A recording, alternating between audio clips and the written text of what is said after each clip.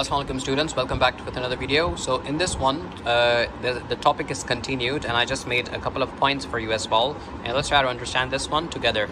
So now, in the first part, this could be your point number one. And it's not necessary that you should write the entire information, the extra information which is given over here. So I'm just trying to make you understand it's point one, point two, and point three. And after reading it, it's up to you that how much you can make it concise and fulfill the requirement of the question. All right.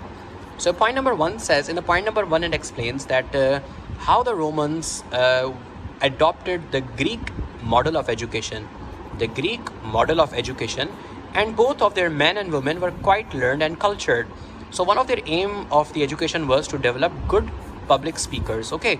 So they wanted to build, they wanted to make sure that men and women were goodly, nicely educated. Number 2 point, they wanted to develop, let's say, public speakers. They wanted to create good public speakers. Now, let's look at point number two. Now, in point number two, they're talking about their cities. In point number two, they're talking about their cities, their well-planned houses, and how well they were constructed as well. And they're talking about their libraries, sculptures, their architectures, and all the good things, right? Related to architecture and house and building. Acha. Then they are talking about their engineering. Now in engineering, as you know, that from the very beginning of this book, guys, we have been discussing about the Indus Valley civilization, the Egyptian civilization, the Greek civilization, and so many other, the Chinese civilization. So one thing which was very common among all of them, that they all were in the agriculture. They all were, let's say, good at science and mathematics as well.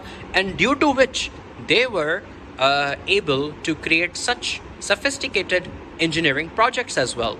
For example, projects related to farming and architecture, building houses, bridges, and so forth. So exactly, these guys were also doing the same thing.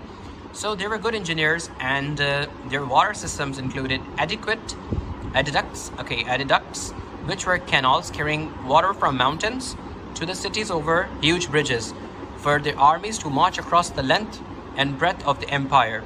So they made roads which survive to this day.